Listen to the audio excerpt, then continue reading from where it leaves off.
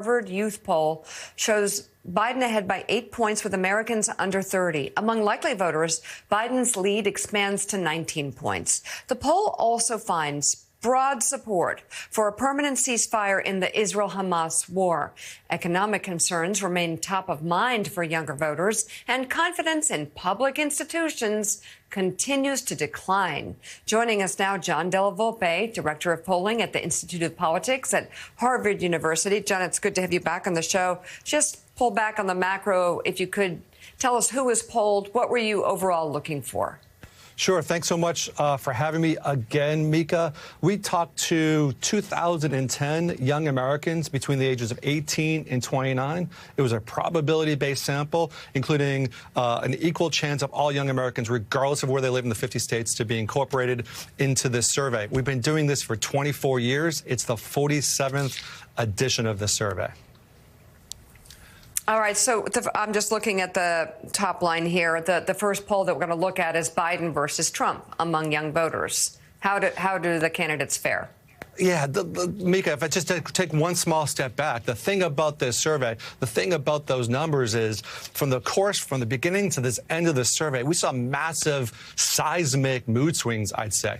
We saw several indications that younger people, as we know, they're angry, they're stressed. They think the country, in large part, is headed in the wrong direction. They're concerned about the situation in Israel. They're concerned about the economy, cost of living, inflation. But you know what? At the end of the day, you can see that in those numbers. They're voting for Joe Biden. And right now, it's not close. There's been a myth, I think, over the last several weeks, last several months in polling that Donald Trump is making significant inroads here.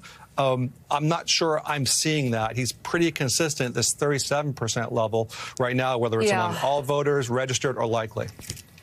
And then, that looks good for Biden. But then these next couple of poll questions and answers, they show maybe potentially some problems for the sitting president. Young voters overwhelmingly support a ceasefire in Gaza, with the ongoing problem in Israel with the Israel-Gaza war. Is that risky for the president?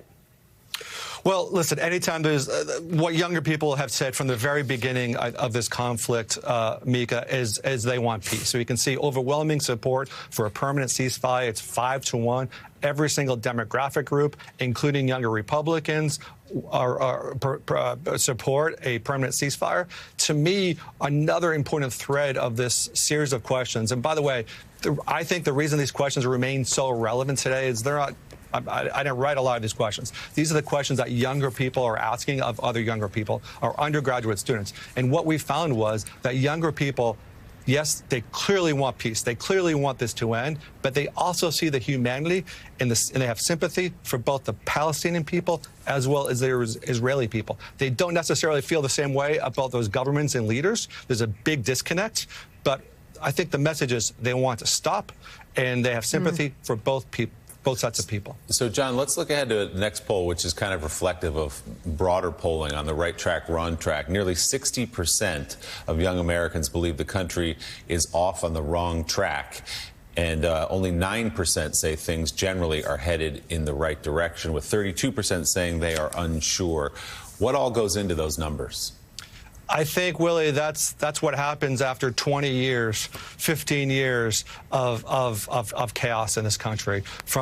These young people were born in the aftermath of 9/11, through the recession, through school shootings, opioids, climate, white nationalism, the death of George Floyd, the continued chaos.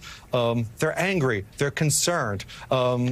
I don't blame them. They don't feel like their parents, their politicians, their parties really get them and understand. But again, it's not a direct correlation between that and the sitting president. If it were, Biden would be in a he would be in a significant hole right now. But instead, among likely voters, he's winning by, I think, 19 points. So let's look at specific issues that concern young voters. Top of the list, just like broadly for Americans, inflation, healthcare, housing, gun violence, jobs. Really, 3 of those top 5 fall under the economy.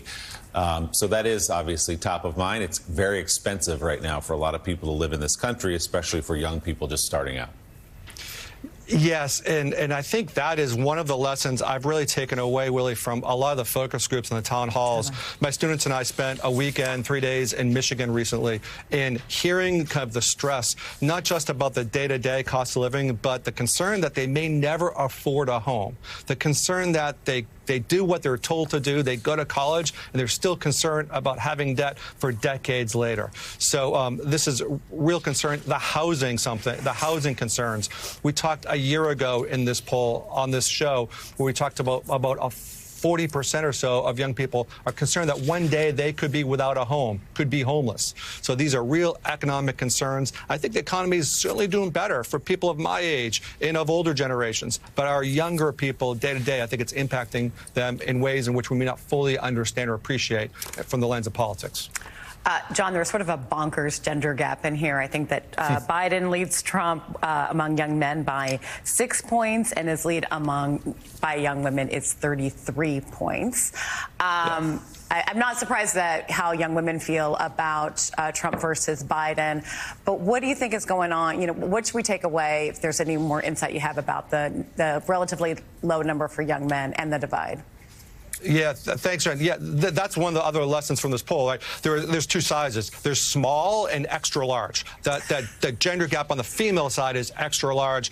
President Biden has held that coalition of younger women by 33, 35 points, same as it was. But there's clear kind of a drop of support among younger men of color, younger men who are white, urban, suburban, et cetera. And I think what we need to do, Jen, is appreciate that these are mostly first-time voters. The first time that Trump came onto the public sphere, they were 11, 12, 13 years old. By the time they were in high school, we had COVID, and they were locked in their rooms, missing important life events. I think they largely blame that on Democrats. I don't think the economy has been kind to them recently. And while they are not supportive of Biden at this point, I think it's going to be critical for Democrats to reach this constituency, listen and understand where their pain and their angst and their concerns are coming from. And then finally, John, how young people look and their attitudes toward political engagement. Tell us what you found. I think this is really good news, Mika. I was on the show, last semester when we released this, where I was concerned about the number of young people interested in turning out to vote.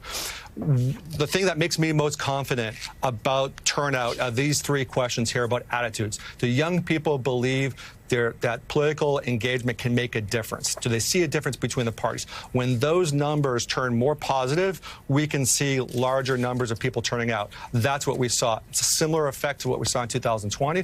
And currently, it could change, but currently, as we get closer, people are tuning in. And right now, just about as many young people say they will vote in 24 as voted in 20. And we know that was record turnout.